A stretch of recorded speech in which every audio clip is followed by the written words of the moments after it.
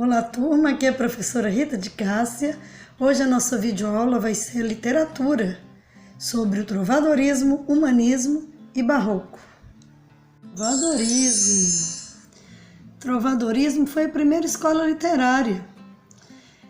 Trovadorismo foi um movimento literário que surgiu na Idade Média, mais precisamente no século IX, no sul da França. Esse movimento se espalhou na Europa. Teve seu declínio no século XIV, quando aí começou o humanismo.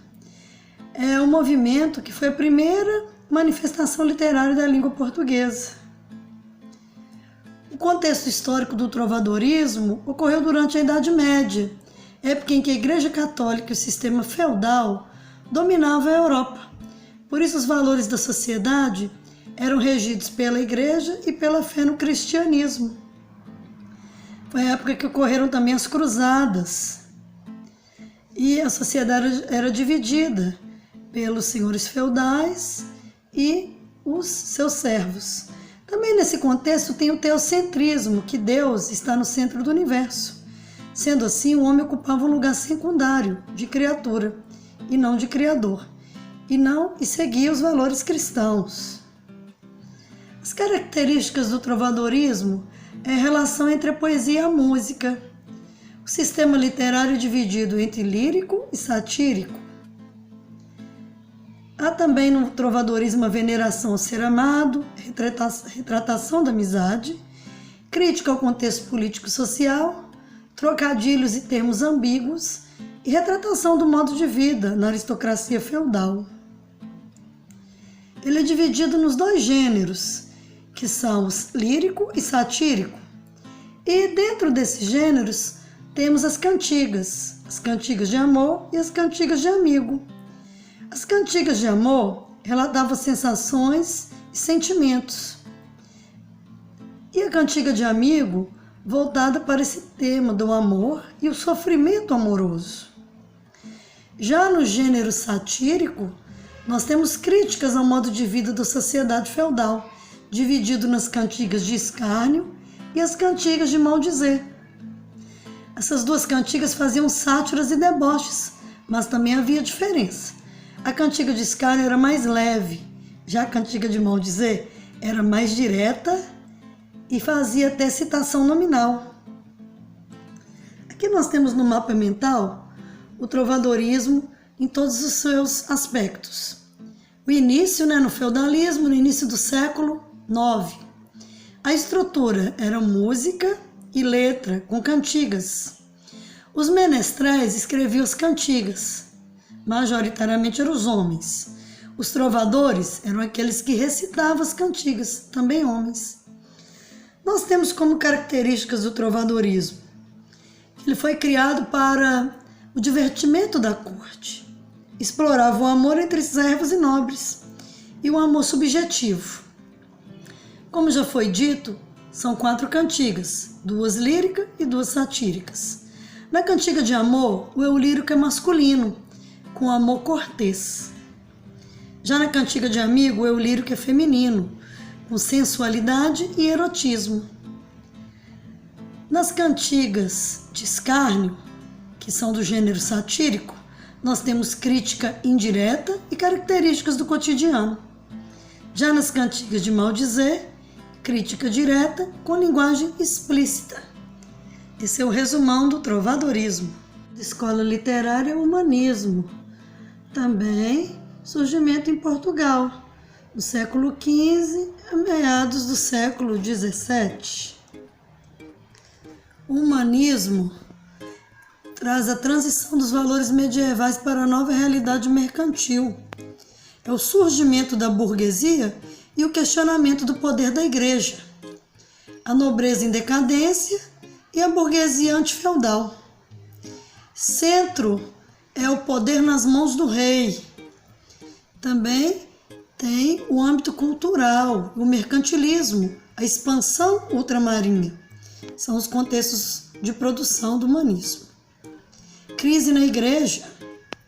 Há também o surgimento de estudiosos da cultura clássica e o surgimento da imprensa em 1454.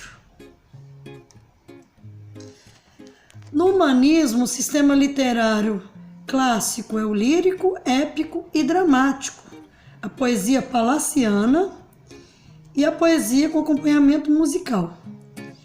E o que marca o humanismo é o teatro português.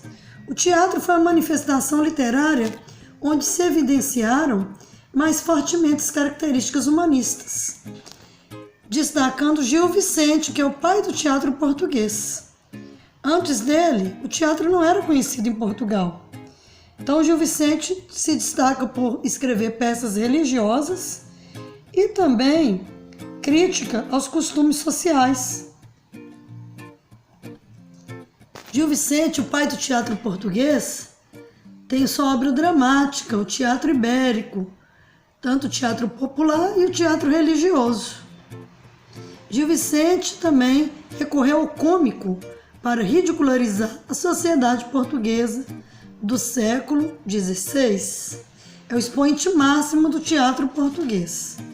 Nós destacamos entre as obras de Gil Vicente O Alto da Barca do Inferno, A Farsa de Inês Pereira, O Alto da Glória e O Alto da Barca do Purgatório. Isso é o que nós temos de mais importante no humanismo. Barroco. O Barroco teve seu surgimento no início do século XV e se estendeu até o século XVII, marcando o início da Contra-Reforma, que foi a interpretação dogmática da Igreja. Também o Concílio de Trento. Também o Barroco é marcado por riqueza, no caso também de vários pintores. Foi a grande expansão da arte em pintura e também na arquitetura. O estilo barroco nasceu em decorrência da crise do Renascimento, ocasionada pelas divergências religiosas e imposições do catolicismo e pelas dificuldades econômicas decorrentes do declínio do comércio com o Oriente. Todo esse rebuscamento, esse exagero nas formas, na arte e na literatura, e esses conflitos entre homem e Deus, o homem, antropocentrismo, e Deus, teocentrismo. Deus é o centro. E tem também as antíteses, o pecado e o perdão, religiosidade medieval e o paganismo, presente nesse período renascentista. O barroco foi introduzido no Brasil ao longo do século XVII. Foi um movimento que começou aqui com a catequização. O barroco passa a expandir principalmente com a produção açucareira, iniciando no estado da Bahia. Passada a fase do barroco baiano, ele tem o seu estilo no século XVIII, na província de Minas Gerais, destacando ali Aleijadinho, que elaborou uma arte profundamente nacional. Nós citamos aqui a Cena da Paixão de Cristo, que foi uma obra de Aleijadinho exposta na cidade de Congonhas, no estado de Minas Gerais. Voltando para o barroco literário, nós temos aí duas concepções. O cultismo, que é o exagero de ideias. O cultismo é a criação plástica, a elaboração, a exploração da forma. O cultismo é o jogo de imagens. Nós destacamos aí seu representante Gregório de Matos. Já o conceptismo é o jogo de ideias, trazendo uma linguagem rebuscada e sensualidade. Também nós temos um nome bastante relevante, que é o Padre Antônio Vieira, com sermões. Poesia barroca foi desenvolvida durante todo esse período, durante o século XV. Então, no Brasil, teve seu principal expoente, Gregório de Matos, que ficou conhecido também como Boca do Inferno. Ele escreveu muitas poesias satíricas, ironizava também os aspectos da sociedade. Ele produziu poesias líricas, religiosas e eróticas. E em Portugal, e também veio colonizando no Brasil, o Padre Antônio Vieira, que escreveu poemas, cartas, sermões. Durante o período de colonização, ele ficou encarregado de catequizar os índios. Então, essa é a parte da nossa matéria, conteúdo da prova. Bons estudos, beijos! Turma, eu tenho certeza que com essa videoaula, o estudo com os mapas mentais e as páginas do livro, com certeza vocês farão uma boa avaliação global. Um abraço e até a próxima!